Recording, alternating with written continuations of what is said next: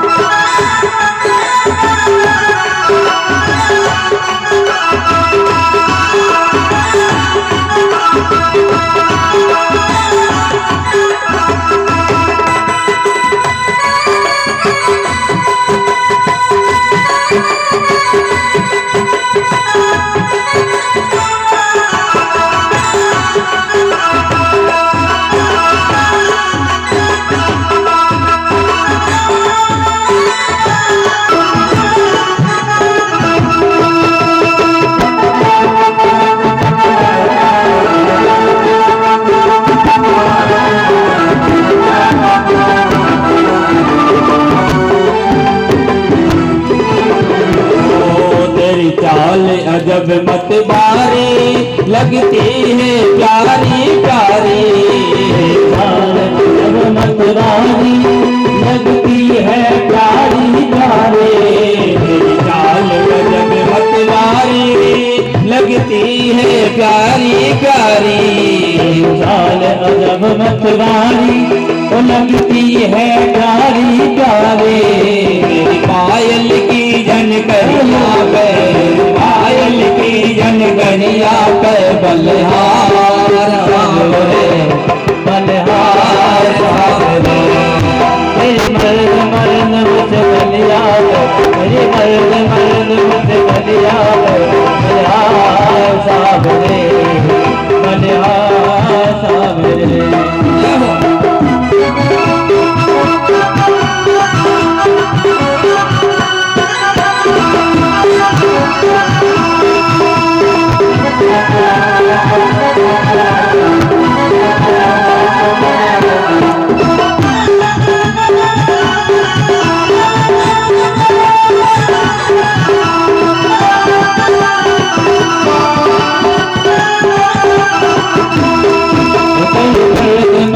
मुस्कनिया पे, मर्द मर्द मुस्कनिया पे बलिहार साबरे, बलिहार साबरे।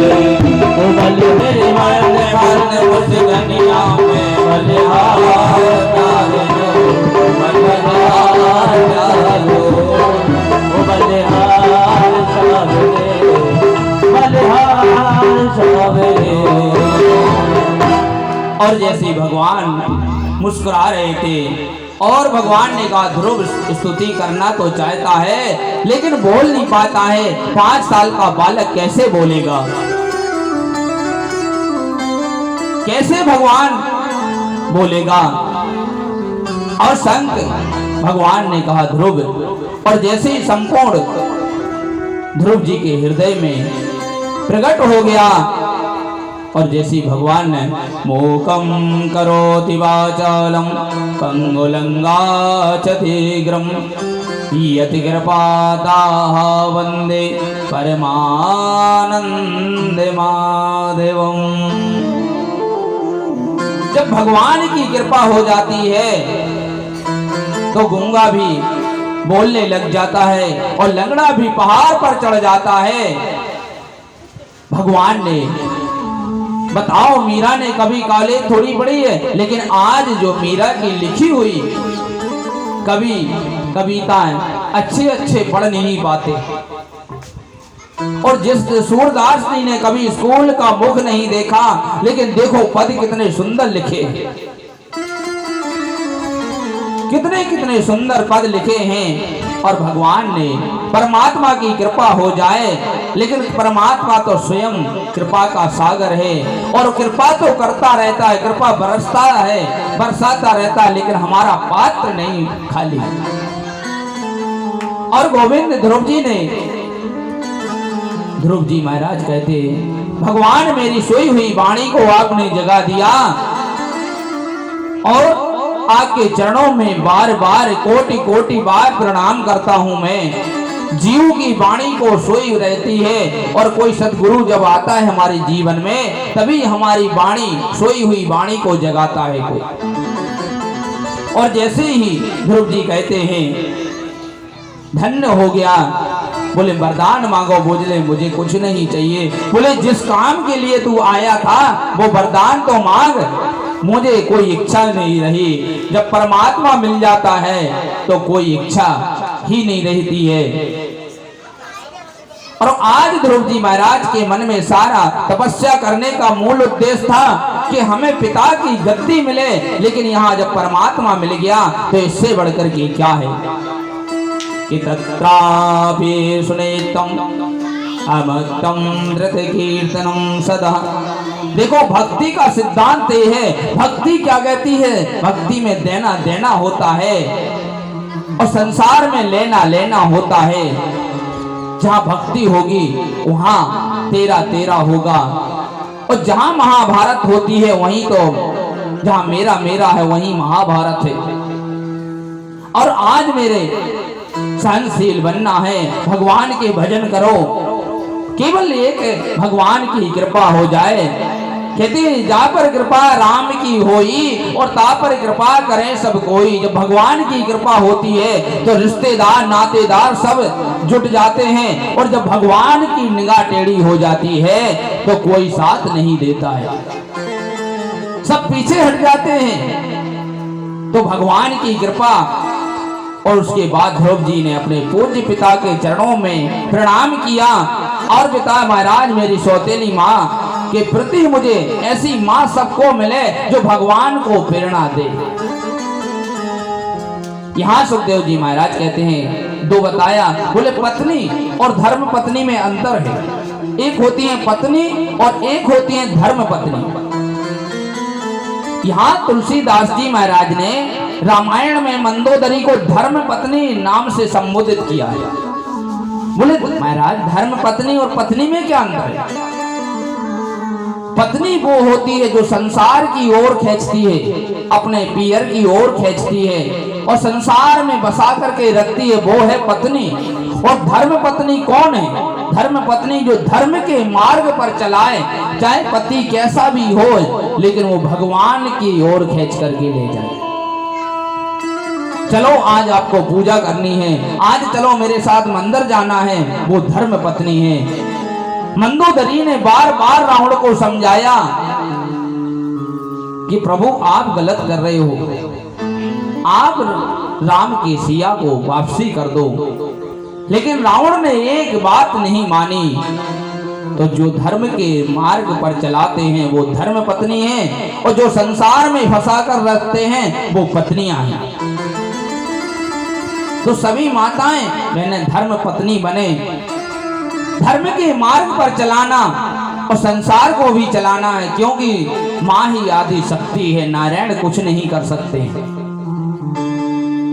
जब तक श्री राधे आगे ना हो, लक्ष्मी नारायण आगे ना हो, जब तक लक्ष्मी जी आगे नहीं होंगी नारायण की औकात नहीं, जब तक किशोरी जी की कृपा ना हो तो कन्हैया एक कदम नहीं हिल सकता है। तो अमात्र शक्ति अर्ध शक्ति है।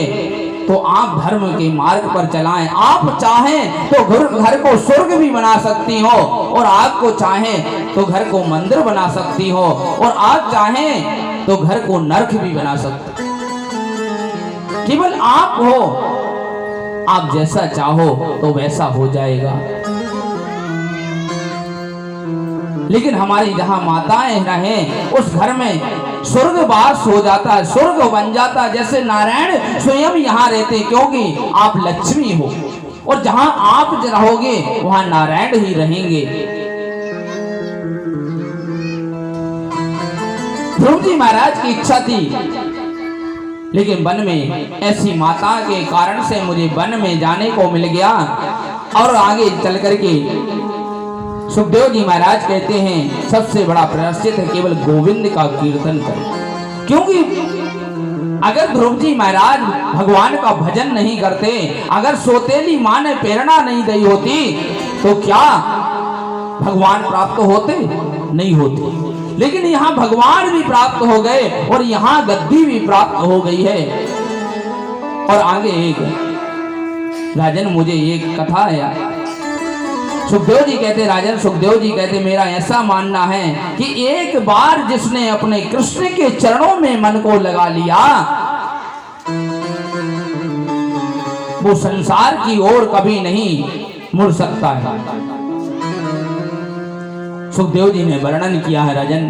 मुझे एक कथा याद आ गई राजा अजामिल की। अजामिल जो पंडित जी थे बड़े भक्ति भाव वाले थे, बहुत भजन करते थे, लेकिन कहते जैसी संगत वैसी रंगत। महाराज चाहे हम कितने बड़े ज्ञान हैं, लेकिन अगर हम को संग मिल जाए तो हो सकता है हम भी बिगड़ जाए।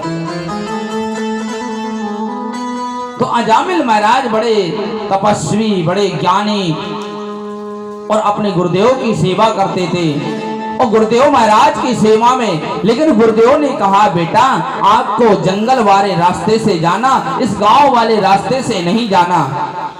अब अजामिल ने कहा गुरुदेव रोज कहते हैं, है कारण क्या? इस गांव वाला रास्ता शॉर्ट है, फिर भी गुरुदेव कहते हैं कि इस रास्ते से नहीं जाना, आपको वन वाले रास्ते से जाना। अब गुरुदेव अजामिल ने कहा कि आज इस गांव वाले रास्ते से ही देखते हैं कि कारण क्या है कि जो गुरुदेव कहते हैं कि इस रास्ते से नहीं जाना। गुरुदेव कहते हैं बेटा इस रास्ते से आप जाओगे तो कांटे बहुत हैं, उलझ जाओगे। लेकिन कारण क्या था गुरुदेव का? गुरुदेव गांव से क्यों मना करते? क्योंकि गांव में जो थी बेश्या रहती थी और जो उसके सौंदर्य को देखता था वो उसी का हो जाता था। और आज अजामिल महाराज ने सोचा गुरुदेव को कौन सा पता लगेगा, और गांव वाले रास्ते से गए। जैसे बेश्या का सुंदरता देखी और जैसे ही देखा तो लगा बहुत सुंदर है, बहुत सुंदर है। अब तो मनो मन दूर से जाने भी लगे और आने भी लगे। बस गुरुदेव को पता तो लग गया, लेकिन गुरुदेव ने इतना ही कहा बेटा संभल के चलना, तूफान ज्यादा आते हैं, संसार में तूफान ज्यादा आते हैं, बेटा आप संभल करके चलना। बस अजामिल अब तो इतना आकर्षित दिल हो गया उसका, गुरुदेव को ही छोड़ दिया और बेश्या के घर में जाने लगा, रहने लगा, खाने लगा। अब धीरे धीरे धीरे क्या नौबत आ गई कि बेश्या से प्यार हो गया और बेश्या से शादी ही कर ली। बेश्या से जब शादी हो गई और दूसरी पत्नी भी थी, उसको छोड़ दिया और उस बेश्या से 10 पुत्र हुए, 9 पुत्र हो गए। लेकिन कुछ संत आ रहे थे वृंदावन के लिए, तो बीच में यहाँ कन्नौज पड़ता है, इसी गांव के थे अजामिल। तो कुछ संतों ने कहा चतुर्मास करने के लिए संत आते हैं और कहते जा पर कृपा संतों की हो जाए वो तो उसका उद्धार ही हो जाता है। तो संतों ने कहा अरे बेटा जैसे आपके गांव में कोई आए संत तो कहेगा बेटा कोई संत ऐसा भक्त का घर बता दो जहां मुझे 2 टिक्कड़ मिल जाए। तो कुछ लोग तो अच्छे भी होते हैं गांव में और कुछ मजाक करने वाले भी होते हैं। अब तो अजामिल इतना बेश्या को रख लिया और चोरी भी करने लग गया, डकैती डालने लग गया, मारने लग गया। तो एक ने कहा बोले कोई भक्त का घर बता दो मुझे। उसने कहा जाओ अजामिल पंडित जी के यहाँ चले जाओ, इससे बड़ा भक्त नहीं है कोई। जैसे ही संत जी महाराज आए हैं और घर पे बोले भक्त जी हैं क्या? और जैसे बेश्या ने सुना कि संत आए हैं, बोले बेटा हमें पानी पिलाओ। हमें बड़ी प्यास लगी है। और जैसे उनने कहा कि पानी पिलाओ, और उस वैश्या के आंखों से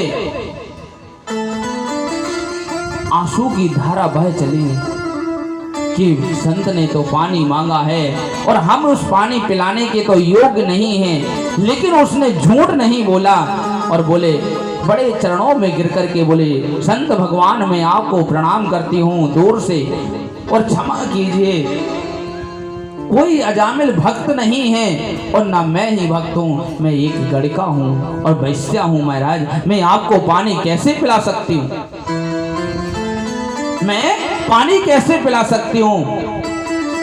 और संतों ने कहा, देखो सत्य बोलना सबसे बड़ा, मैंने पहले भी कहा था कि धर्म न दूसर सत्य समान।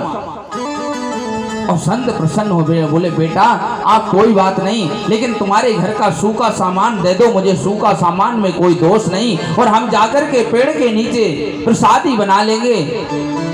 और आज वैश्या ने, जो अजामिल की पत्नी थी, उसने जाकर के सारी सामग्री दे दी और कुआं से संत ने पानी भरा और प्रसाद बनाने लगे। प्रसाद बनाया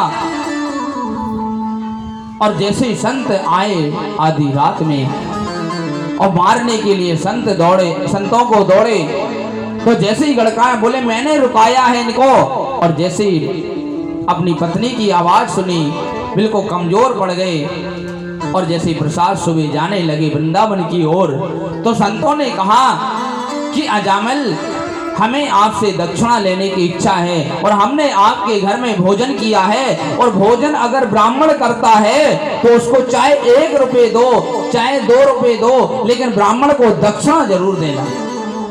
हमारे घर में अगर ब्राह्मण खाता है तो उसे चाहे 5 रुपये 10 रुपये जरूर दो, ब्राह्मण की दक्षिणा जरूर देनी चाहिए। अहो भाग्य जो ब्राह्मण हमारे यहाँ आते हैं। अजामिल ने कहा, संत जी हम लोटा लंगोटा नहीं छीने आपके। बोले हमें तुमसे कोई दक्षिणा, वैसी दक्षिणा नहीं चाहिए, बस एक ही हमारी दक्षिणा है कि आंख के जो पुत्र हो उसका नाम नारायण रख लेना। अभी अजामिल के 9 पुत्र हैं और 10वां होने वाला है। बोले संत जी महाराज कोई बात नहीं, मैं अपने पुत्र का नाम नारायण रख लूंगा। और पुत्रों